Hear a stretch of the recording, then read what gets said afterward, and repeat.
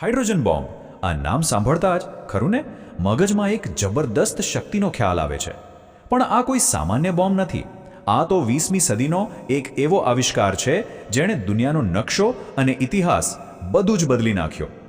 પણ વિચારવા જેવી વાત એ છે કે આટલી બધી વિનાશક શક્તિ એક નાના એવા ઉપકરણમાં સમાઈ કેવી રીતે શકે? ચલો આજે આ જ રહસ્ય પરથી પડદો ઉઠાવીએ. આ જુઓ, આ કોઈ સામાન્ય વિસ્ફોટની તસવીર બિલકુલ નથી. એવું લાગે છે જાણે પૃથ્વી પર એક ક્ષણ માટે કોઈ બીજો સૂરજ ઉગી નીકળ્યો હોય. આ જ છે થર્મોન્યુક્લિયર હથિયારની અકલ્પનીય તાકાત.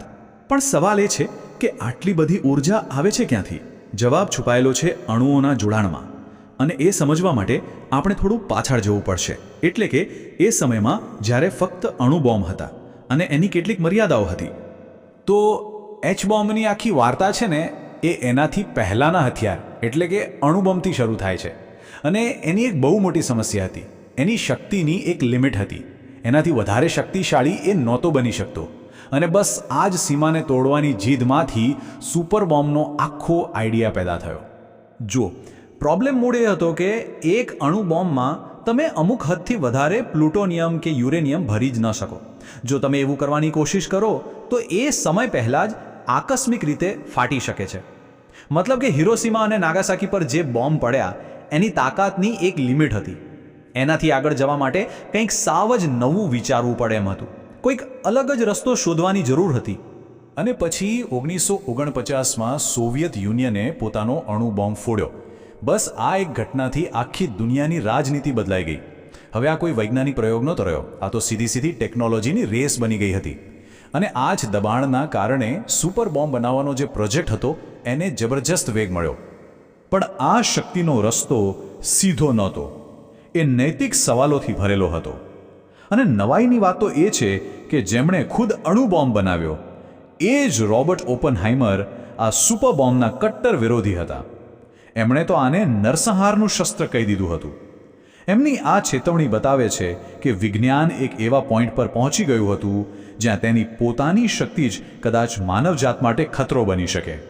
તો સવાલ એ જ છે કે પેલી શક્તિની લિમિટવાળી સમસ્યાનો ઉકેલ આવ્યો કેવી રીતે? જવાબ હતો એક ક્રાંતિકારી વિચારમાં, એક એવો આઈડિયા જેણે સુપર બોમ્બને હકીકતમાં ફેરવી દીધો. અને આ જ વિચારને આજે આપણે ટેલર ઉલામ ડિઝાઇન તરીકે ઓળખીએ છીએ. તો વૈજ્ઞાનિકો સામે સૌથી મોટો પડકાર શું હતો? આ સ્લાઇડ પરનો સવાલ જ બધું કહી દે છે. પૃથ્વી પર સૂરજ કે તારા જેવી પરિસ્થિતિઓ કઈ રીતે બનાવવી? જુઓ, સૂરજમાં જે અઢળક ઊર્જા બને છે ને એ ફ્યુઝનથી બને છે. ત્યાં શું થાય કે હાઇડ્રોજનના અણુઓ જબરદસ્ત ગરમી અને દબાણમાં એકબીજા સાથે જોડાઈ જાય છે. પણ આ જ વસ્તુ પૃથ્વી પર એક બોમ્બની નાનકડી જગ્યામાં કઈ રીતે શક્ય બને? બસ આ જ કોયડો ઉકેલવાનો હતો. અને એનો જવાબ મળ્યો આ ક્રાંતિકારી વિચારમાં. સિમ્પલ ભાષામાં કહું તો એક બોમ્બનો ઉપયોગ કરીને બીજા એનાથી પણ અનેક ગણા શક્તિશાળી બોમ્બને ફોડવો. આ જ છે સ્ટેજિંગનો સિદ્ધાંત. સમજો કે એક નાનકડી દિવાસળીથી આખું જંગલ સળગાવી દેવા જેવી વાત. અને આ જ આઈડિયા પર દુનિયાના બધા આધુનિક થર્મોન્યુક્લિયર હથિયારો બનેલા છે. ચાલો આ ડાયાગ્રામ પર એક નજર નાખીએ. અહીં સાફ સાફ જોઈ શકાય છે કે બે મુખ્ય ભાગોને કેવી રીતે અલગ રાખ્યા છે. ઉપર જે ગોળ ભાગ દેખાય છે એ છે પ્રાથમિક.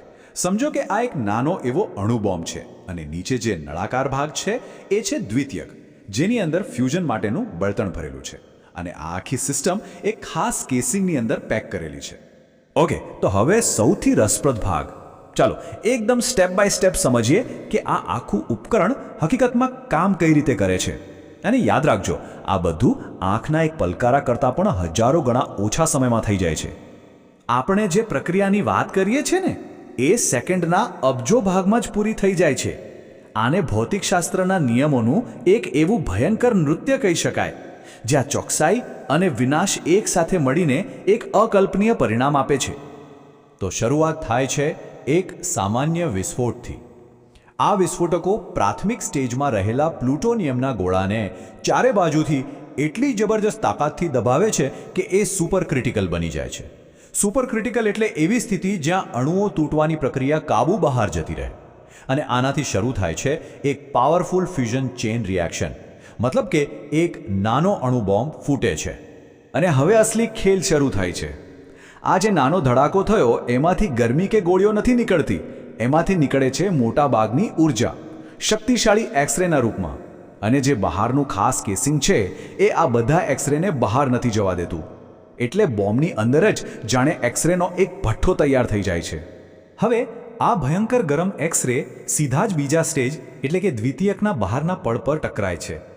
આ પડ તરત જ વરાળ બનીને એટલી જોરથી બહારની તરફ ફેંકાય છે, બિલકુલ રોકેટની જેમ રોકેટમાંથી ગેસ નીચે ફેંકાય છે અને રોકેટ ઉપર જાય છે, બસ એ જ રીતે. આ બહાર ફેંકાતા પડને કારણે અંદરની તરફ એક જબરદસ્ત અકલ્પનીય દબાણ પેદા થાય છે.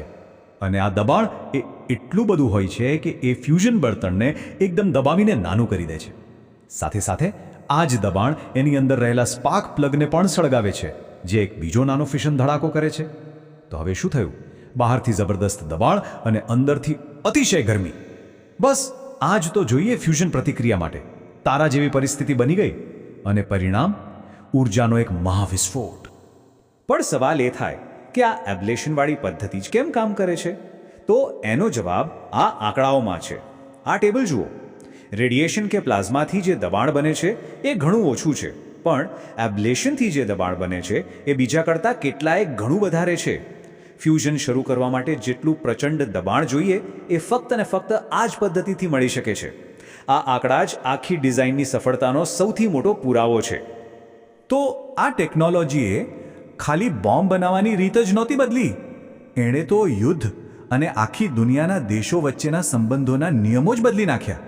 ચાલો જોઈએ કે આની અસર કેટલી મોટી અને દૂરગામી હતી. આ મલ્ટી સ્ટેજ ડિઝાઇનનો સૌથી મોટો અને કદાચ સૌથી ડરામણો ફાયદો એ હતો કે એની શક્તિની કોઈ લિમિટ જ ન હતી.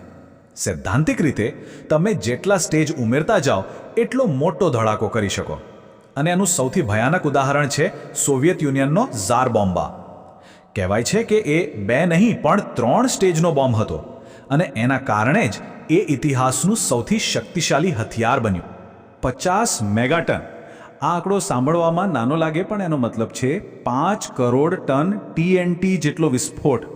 હિરોશીમા પર જે બોમ્બ પડ્યો હતો એના કરતાં આ 3300 ગણો વધારે શક્તિશાળી હતો. અને સાંભળો, બીજા વિશ્વયુદ્ધમાં જેટલા પણ બોમ્બ ગોળા વપરાતા એ બધા ભેગા કરો તો પણ આ એક બોમ્બ એનાથી 10 ગણી વધારે તાકાત ધરાવતો હતો. આ આંકડાઓ જ બતાવે છે કે આ ડિઝાઇનથી કેટલી ભયાનક શક્તિ શક્ય બની. અને જેવો અમેરિકાએ 1952માં આ રહસ્ય પરથી પડદો ઉઠાવ્યો, જાણે એક દરવાજો ખુલી ગયો જેને કોઈ બંધ ન કરી શક્યું. એક રેસ શરૂ થઈ ગઈ. ફક્ત 3 જ વર્ષમાં સોવિયત યુનિયન પર ત્યાં પહોંચી ગયું અને પછી તો લાઈન લાગી. બ્રિટન, ચીન, ફ્રાન્સ, એક પછી એક દેશો આ ખાસ ક્લબમાં જોડાતા ગયા. હવે શીત યુદ્ધની પરમાણુ હરીફાઈ એના સૌથી ખતરનાક તબક્કામાં પહોંચી ગઈ હતી. હવે રેસ મોટા બોમ્બ બનાવવાની નહોતી, પણ શક્તિશાળી બોમ્બને નાના બનાવવાની હતી. અને ટેલર ઉલમ ડિઝાઇન એટલી અસરકારક હતી કે મોટા ધડાકા કરી શકે એવા વોરહેડને પણ મિસાઇલની ટોચ પર ફિટ કરી શકાયા. અને આનાથી જ જન્મ થયો MIRV જેવી ટેકનોલોજીનો. મતલબ કે એક જ મિસાઇલમાંથી ઘણા બધા વોરહેડ નીકળે અને અલગ અલગ શહેરોને નિશાન બનાવી શકે. આનાથી જ મ્યુચ્યુઅલ એશ્યોર્ડ ડિસ્ટ્રક્શન એટલે કે પરસ્પર સુનિશ્ચિત વિનાશનો સિદ્ધાંત એકદમ પાક્કો થઈ ગયો. તો ચલો ફટાફટ આ આખા વિશ્લેષણના મુખ્ય મુદ્દાઓ પર નજર કરી લઈએ. પહેલું, 2 તબક્કા. આખી રમત એક બોમ્બથી બીજા બોમ્બને સળગાવવાની છે. બીજું, રેડિયેશન ઇમ્પ્લોઝન. એક્સરેનો ઉપયોગ કરીને બીજા સ્ટેજને એટલું દબાવવામાં આવે છે કે એ ફાટી જાય. ત્રીજું, અમર્યાદા શક્તિ. આ ડિઝાઇનથી શક્તિની કોઈ મર્યાદા જ નથી રહી. અને છેલ્લો અને સૌથી અગત્યનો મુદ્દો, આજે દુનિયામાં જેટલા પણ પરમાણુ હથિયારો છે એ લગભગ બધા જ આ જ ડિઝાઇન પર આધારિત છે. અને અંતે સવાલ ટેકનોલોજીનો નથી, પણ માનવતાનો છે. આપણે તો જાણી લીધું કે આ શસ્ત્ર કઈ રીતે બને છે. આપણે એ પણ જાણીએ છીએ કે કેટલો ભયંકર વિનાશ કરી શકે છે. એટલે સાચો સવાલ એ નથી કે આપણે આવી શક્તિ બનાવી શકીએ છીએ કે નહીં. સાચો સવાલ એ છે કે શું આપણે તેને ક્યારેય કાબૂમાં રાખી શકીશું? આ એવો સવાલ છે જેનો જવાબ કદાચ આવનારો સમય જ આપશે.